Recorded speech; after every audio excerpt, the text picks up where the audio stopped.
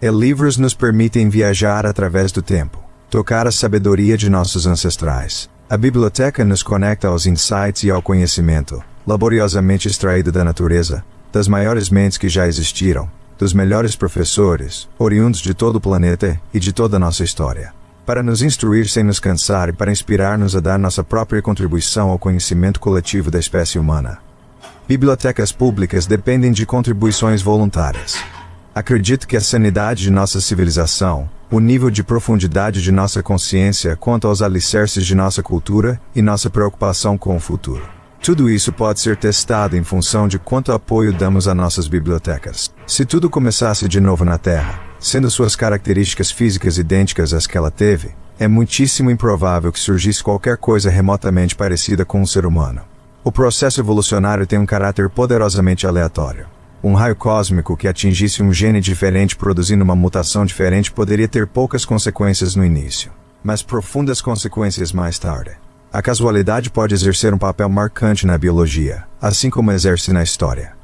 Quanto mais distante no passado ocorreram os eventos críticos, mais poderosa poderá ser sua influência no presente. Por exemplo, consideremos nossas mãos. Temos 5 dedos em cada uma, entre os quais um opositor, o polegar. Eles nos atendem muito bem. Mas acho que seríamos tão bem atendidos se tivéssemos 6 dedos incluindo um polegar, ou 4 dedos incluindo um polegar, ou talvez 5 dedos e 2 polegares. Não há nada de intrinsecamente melhor em nossa configuração específica dos dedos, que em geral pensamos ser muito natural e inevitável. Temos 5 dedos porque descendemos de um peixe devoniano que tinha 5 falanges, ou os, nas barbatanas. Se fôssemos descendentes de um peixe com 4 ou 6 falanges, teríamos 4 ou 6 dedos em cada mão. E acharíamos isso muito natural. Utilizamos a base 10 na aritmética apenas porque temos 10 dedos nas duas mãos. 4. Se a disposição dos dedos fosse diferente, poderíamos utilizar a base 8 ou a base 12 na aritmética, relegando a base 10 ao uso da nova matemática. A mesma consideração se aplica, assim creio, a muitos outros aspectos essenciais de nossa existência. Nosso material hereditário, nossa bioquímica interna, nossa forma, estatura, nossos sistemas de órgãos, amores e ódios, paixões e desesperos, ternura e agressão, até mesmo nosso processamento analítico. Tudo isso é, ao menos em parte, resultado de acidentes à primeira vista de menor importância em nossa longuíssima história evolucionária. Talvez se uma só libélula a menos tivesse se afogado nos pântanos do Carbonífero, os organismos inteligentes em nosso planeta, hoje teriam penas e educariam seus filhotes em viveiros. Os padrões de casualidade evolucionária são de uma complexidade assombrosa. A incompletude de nosso entendimento é humilhante. Há apenas 65 milhões de anos, nossos antepassados eram os mais desinteressantes dos mamíferos, criaturas com o tamanho e a inteligência de toupeiras ou de musarães.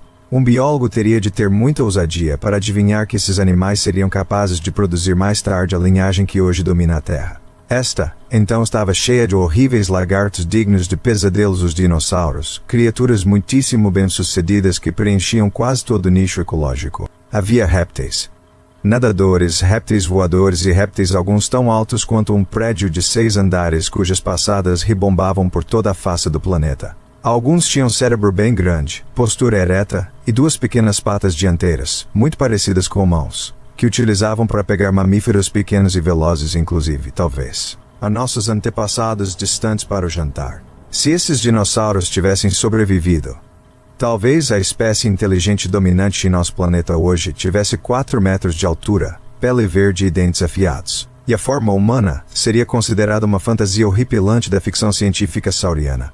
Porém, os dinossauros não sobreviveram.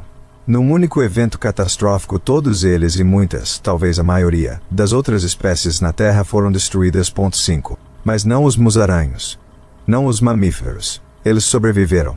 Ninguém sabe o que varreu os dinossauros da face da Terra. Uma ideia sugestiva é que foi uma catástrofe cósmica, a explosão de uma estrela próxima a uma supernova, como a que produziu a nebulosa do Caranguejo. Se houve por acaso uma supernova a uma distância de entre 10 ou 20 anos-luz do Sistema Solar há cerca de 65 milhões de anos, ela pode ter borrifado um intenso fluxo de raios cósmicos no espaço, e alguns deles, ao penetrar no invólucro de ar da Terra, teriam queimado o nitrogênio da atmosfera. Os óxidos de nitrogênio assim gerados teriam removido a camada protetora de ozônio da atmosfera, aumentado o fluxo de radiação ultravioleta do Sol na superfície, e com isso, fritando e causando a mutação de muitos organismos que não estariam devidamente protegidos da intensa luz ultravioleta. Alguns desses organismos podem ter sido componentes básicos da dieta dos dinossauros. A catástrofe, qualquer que tenha sido, que eliminou os dinossauros do cenário do mundo acabou com a pressão que havia sobre os mamíferos. Nossos antepassados não tinham mais de viver à sombra de répteis vorazes.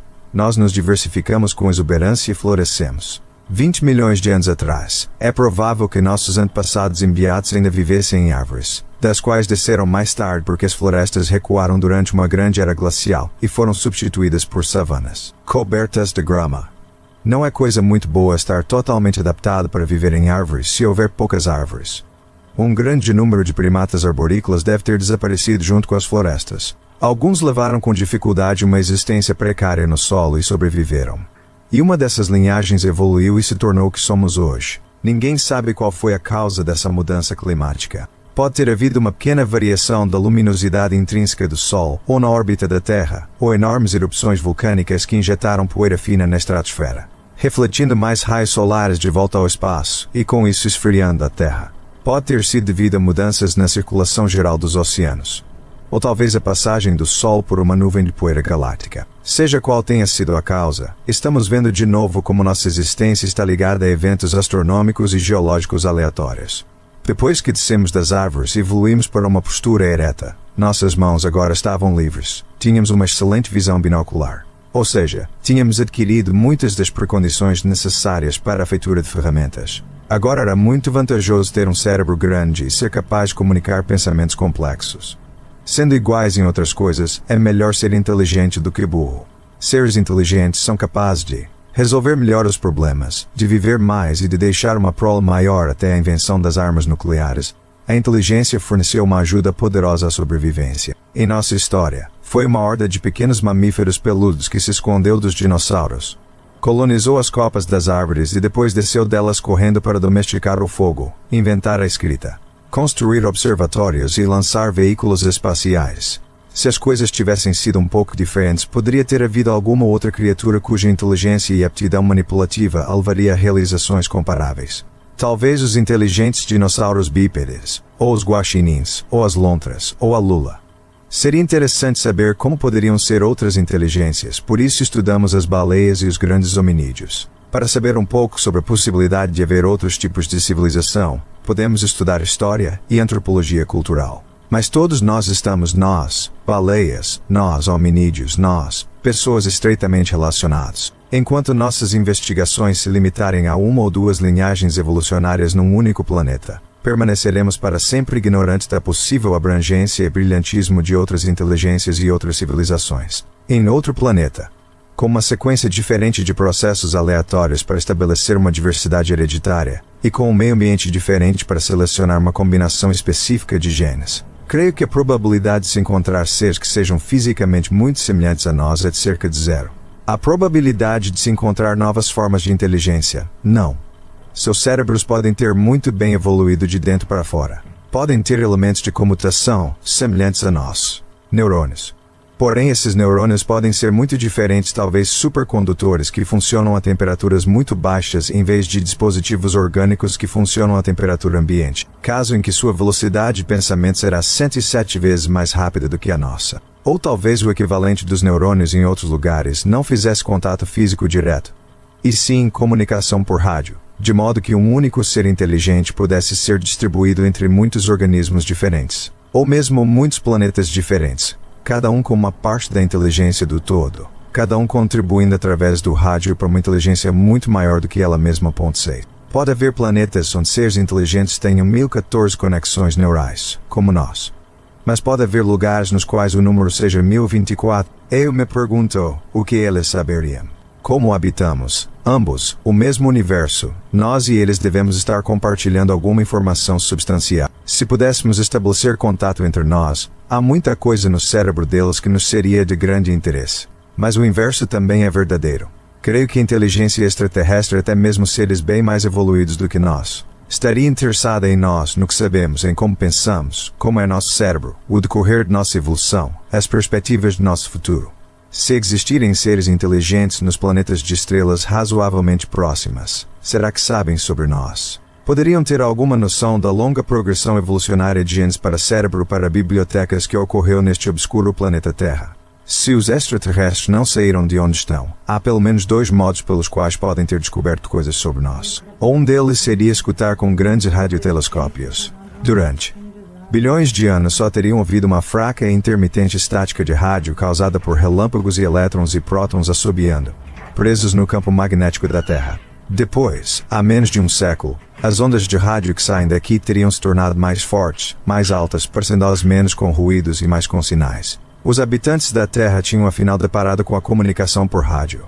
Hoje existe um amplo tráfego internacional de comunicações de rádio, televisão e radar. Em certas radiofrequências nosso planeta tornou-se, de longe, o objeto mais brilhante, a mais poderosa fonte de rádio no sistema solar, mais brilhante do que Júpiter, do que o Sol. Uma civilização extraterrestre que estivesse monitorando as emissões de rádio da Terra e recebesse esses sinais, não poderia deixar de concluir que algo interessante estivera acontecendo por aqui ultimamente. Com a rotação da Terra, nossos mais potentes radiotransmissores varrem sem pressa o céu. Um radioastrônomo num planeta de outra estrela estaria apto a calcular a duração do dia terrestre a partir dos momentos em que surgiriam e desapareceriam nossos sinais. Algumas de nossas fontes mais potentes são transmissores de radar. Alguns são usados na astronomia por radar, para sondar com dedos de rádio as superfícies de planetas próximos. O tamanho do feixe de radar projetado contra o céu é muito maior que o tamanho dos planetas, e grande parte do sinal vai parar fora do sistema solar, nas profundezas do espaço interestelar. Para quaisquer receptores sensíveis que possam estar à escuta, a maior parte das transmissões de radar é feita para fins militares. Elas varrem os céus, movidas pelo medo constante de um ataque maciço de mísseis com ogivas nucleares, augúrio, com antecipação de 15 minutos, do fim da civilização humana. A informação contida nessas pulsações é irrisória, uma sucessão de simples padrões numéricos codificados em bytes. No geral, a mais penetrante e perceptível fonte terrestre de transmissões de rádio são nossos programas de televisão. Como a Terra está girando, algumas estações de TV aparecem em um horizonte dela enquanto outras desaparecem no outro horizonte. Haverá uma mistura confusa de programas. Mesmo estes podem ser ordenados, parados e remontados por uma civilização avançada num planeta de uma estrela próxima. As mensagens repetidas com mais frequência serão os sinais de chamada a estações, exortações para que se comprem determinados detergentes, desodorantes, analgésicos, automóveis e derivados de petróleo. As mensagens mais em destaque serão aquelas transmitidas ao mesmo tempo por muitas transmissoras em muitos fusos horários. Por exemplo, discursos em tempos de crise internacional pelo presidente dos Estados Unidos ou primeiro-ministro da União Soviética. Os conteúdos pouco ou nada significativos da TV comercial e as coberturas de crises internacionais e dos conflitos internos na família humana são as principais mensagens sobre a vida na Terra que elegemos para transmitir para ao cosmos. O que será que pensarão de nós? Não há como trazer esses programas de TV de volta. Não há como enviar uma mensagem mais rápida que os ultrapasse e recolha e corrija a transmissão que foi feita. Nada pode viajar mais rápido do que a luz. As transmissões de TV em grande escala começaram no planeta apenas no final da década de 1940. Assim, existe uma onda esférica cuja frente tem como centro a Terra, expandindo-se à velocidade da luz, e que contém Howdy Doody, o discurso do Checkers feito pelo candidato a vice-presidente americano Richard M. Nixon, e os interrogatórios televisionados conduzidos pelo senador Joseph McCarthy. Como essas transmissões foram feitas algumas décadas atrás, estão a apenas algumas dezenas de anos-luz de distância da Terra. Se a civilização mais próxima estiver mais longe do que isso, podemos continuar relaxados por algum tempo. Seja como for, é de esperar que eles achem esses programas incompreensíveis. As 2 naves espaciais Voyager estão dirigidas às estrelas. Afichado a cada uma delas há um disco fonográfico de cobre banhado a ouro com uma cápsula e uma agulha, e na capa do disco em alumínio instruções de uso. Enviamos algumas informações sobre nossos genes, nosso cérebro e nossas bibliotecas a outros seres que possam estar navegando no mar do espaço interestelar. Mas não quisemos enviar, como tema principal, informações científicas. Qualquer civilização capaz de interceptar a Voyager nas profundezas do espaço interestelar, com aqueles que enviaram mortos há muito tempo, teriam muito mais conhecimento científico do que nós. Então, quisemos contar a esses outros seres algo sobre o que seria único em nós. Os interesses do córtex cerebral e do sistema límbico estão bem representados do complexor, menos. Embora os destinatários talvez não conheçam as línguas da Terra, incluímos saudações em 60 idiomas, assim como os alôs das baleias jubartes. Enviamos fotografias de seres humanos de todo o mundo cuidando uns dos outros, aprendendo, fabricando ferramentas, criando arte e respondendo a desafios. Há 1h30 de música primorosa de várias culturas. Parte dela expressando nossa sensação de solidão cósmica, nosso desejo de acabar com esse isolamento, nosso anseio por fazer contato com outros seres no cosmos. E enviamos gravações de sons que teriam sido ouvidos em nosso planeta desde os tempos anteriores à origem da vida, até a evolução da espécie humana, e nossa mais recente e florescente tecnologia. Constituem, tanto quanto os sons de qualquer baleia da barbatana, uma canção de amor lançada nas vastas profundezas do espaço. Muitas, talvez a maioria, de nossas mensagens talvez sejam indecifráveis, mas nós as enviamos porque é importante tentar. Foi com esse espírito que incluímos na espaçonave Voyager pensamentos e sentimentos de uma pessoa, a atividade elétrica de seu cérebro, coração, olhos e músculos. Foram gravados durante 1 hora, transcritos em forma de som, comprimidos no tempo e incorporados no disco. Em certo sentido, lançamos no cosmos uma transcrição direta de pensamentos e sentimentos de um único ser humano no mês de junho do ano de 1977 no planeta Terra. Talvez os destinatários não façam uso disso para nada, ou pensem que se trata da gravação de um pulsar, o que à primeira vista parece de fato ser. Ou talvez uma civilização inimaginavelmente mais avançada do que a nossa seja capaz de decifrar esses pensamentos e sentimentos assim gravados e apreciar nossos esforços de os partilharmos com eles. A informação em nossos genes é muito antiga. A maior parte tem milhões de anos, uma parte bilhões de anos de idade. Em contraste, a informação em nossos livros tem no máximo alguns milhares de anos. E a que está em nosso cérebro, no máximo algumas décadas. A informação de longa vida não é uma informação caracteristicamente humana. Por causa da erosão na Terra, nossos monumentos e artefatos, no transcorrer natural das coisas, não sobreviverão num futuro distante. Mas o registro na Voyager está a caminho, fora do sistema solar. A erosão no espaço interestelar, sobretudo por raios cósmicos e impacto de grãos de poeira, é tão lenta que a informação no disco vai durar 1 bilhão de anos. Genes, cérebro e livros codificam informações de maneira diferente e perduram no tempo segundo parâmetros, mas a persistência da memória da espécie humana será muito mais longa nos sulcos de metal gravados no disco interestelar da Voyager. A mensagem da Voyager está viajando com agoniada lentidão. Mesmo sendo o objeto mais rápido jamais lançado pela espécie humana, levará ainda assim dezenas de milhares de anos para cobrir a distância até a estrela mais próxima. Qualquer programa de televisão atravessará em horas a distância que a Voyager terá coberto em anos. Uma transmissão de TV que acabou de ser feita ultrapassará, em apenas poucas horas, a espaçonave Voyager na região de Saturno e além dela, em sua disparada para as estrelas. Dirigido para lá, o sinal alcançará Alpha de Centauro em pouco mais de 4 anos.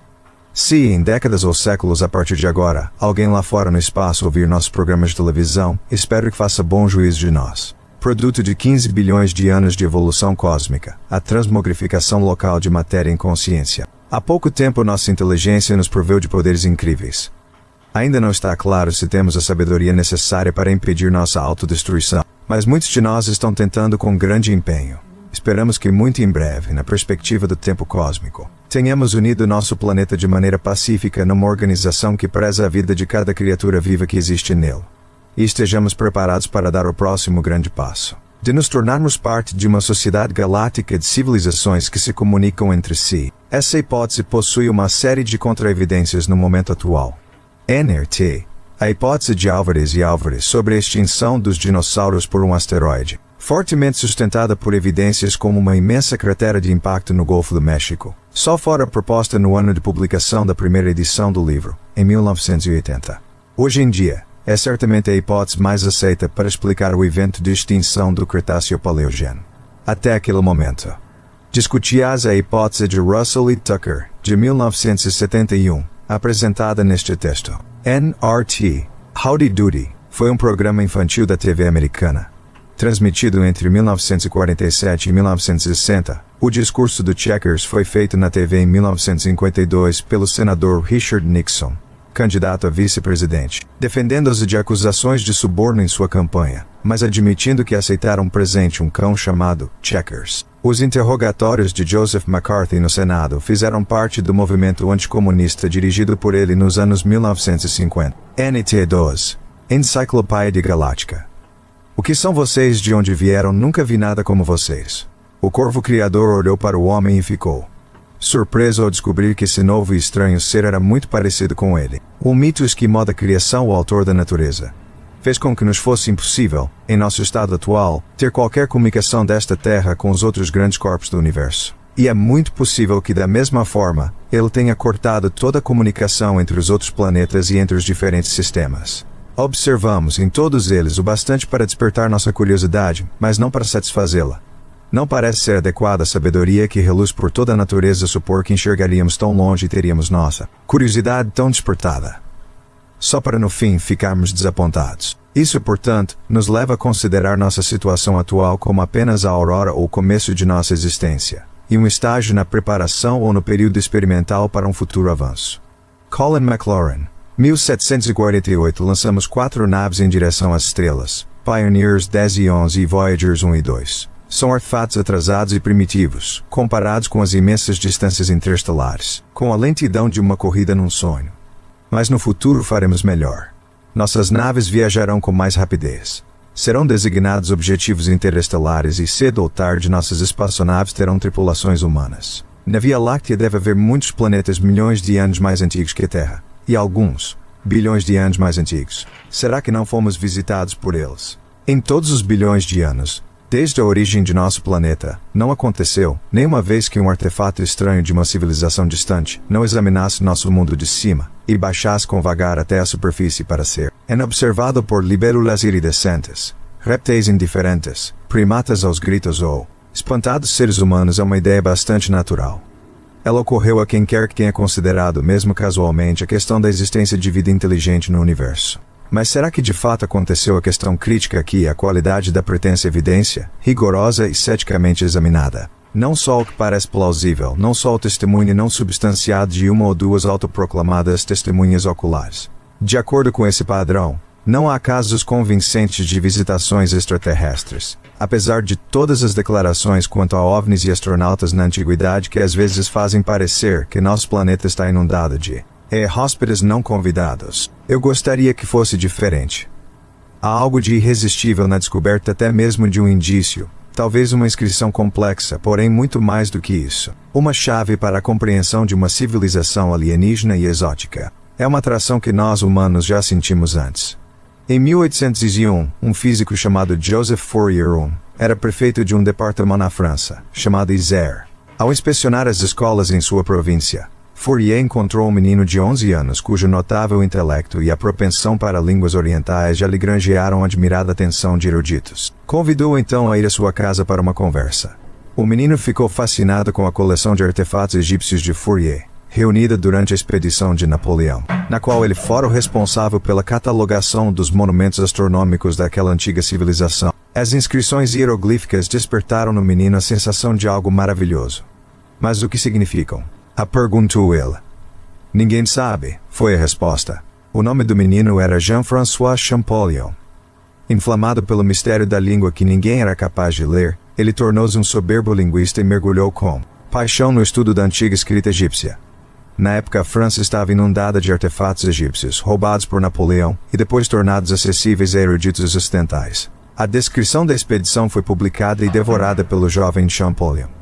Já adulto, ele prosperou realizando sua ambição de infância. Conseguiu decifrar com brilhantismo os antigos hieróglifos egípcios. Mas foi só em 1828, 27 anos após seu encontro com Fourier, que Champollion pela primeira vez pôs os pés no Egito, país de seus sonhos, e subiu o Nilo a partir do Cairo, prestando homenagem à cultura para cuja compreensão tinha trabalhado com tanto afinco. Foi uma expedição no tempo, uma visita a uma civilização antiga. Na noite do dia 16 chegamos enfim a Dendera.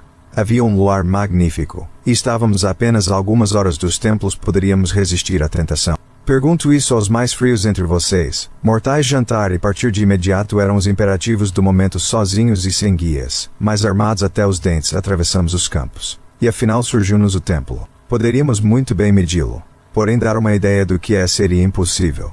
É a união da graça com a majestade no mais alto grau. Ficamos lá 2 horas em êxtase, percorrendo os imensos aposentos e tentando ler à luz da lua as inscrições no exterior. Só voltamos ao barco às 3 da manhã. E às 7 já estávamos de volta ao templo. O que fora magnífico ao luar ainda o era quando a luz solar nos revelou todos os detalhes. Nós na Europa somos apenas anões, e nenhuma ação antiga ou moderna concebeu a arte da arquitetura num estilo tão sublime, grandioso e imponente quanto os antigos egípcios. Eles ordenaram que tudo fosse feito para pessoas com 30 metros de altura, nas paredes e colunas de Karnak, em Dendera, e em toda parte no Egito. Champollion ficou encantado ao descobrir que conseguia ler as inscrições quase sem esforço. Muitos antes dele tinham tentado, em vão, decifrar os belos hieróglifos, palavra que significa gravações em talhes sagradas. Alguns estudiosos acreditavam que eles eram uma espécie de figuras de código, ricas em obscuras metáforas, sobretudo olhos e linhas onduladas, escaravelhos, abelhões e aves, em especial aves. Confusão era total.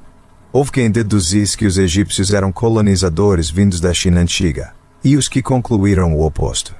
Enormes volumes de traduções espúrias foram publicados. Um intérprete deu uma olhada superficial na pedra de Roseta, cuja inscrição hieroglífica ainda não fora decifrada, e de imediato anunciou seu significado. Disse que a decifração rápida lhe permitia evitar os erros sistemáticos que sempre surgem de uma reflexão prolongada. Seriam obtidos melhores resultados, alegou, se não se pensasse demais. Assim como a pesquisa de vida extraterrestre hoje em dia, a especulação desenfreada de amadores assustou muitos profissionais que se afastaram. O Champollion resistiu à ideia de que hieróglifos fossem metáforas pictóricas, com a ajuda de um brilhante insight do físico inglês Thomas Young. Ele procedeu mais ou menos assim. A pedra de Roseta fora descoberta em 1799 por um soldado francês que trabalhava nas fortificações da cidade de Rashid, no delta do Nilo, a qual os europeus, que na maioria não sabiam árabe, chamavam de Roseta. Era uma laje de um templo antigo, apresentando o que dava a clara impressão de ser a mesma mensagem em 3 escritas diferentes. A hieroglífica, no topo numa espécie de hieróglifo cursivo, chamado demótico. No meio, e o que seria a chave de sua decifração, em grego embaixo. Champollion, que era fluente em grego antigo, leu que a pedra tinha sido gravada para comemorar a coroação de Ptolomeu V Epifânio, na primavera de 196. Nessa ocasião o rei tinha libertado prisioneiros políticos, anulado impostos, aberto templos, perdoado rebeldes, incrementado a prontidão militar e, em resumo, feito todas as coisas que os governantes modernos fazem quando querem permanecer no cargo. O texto grego menciona Ptolomeu várias vezes. Mais ou menos na mesma posição no texto hieroglífico há um grupo de símbolos cercado por uma oval, ou cartucho.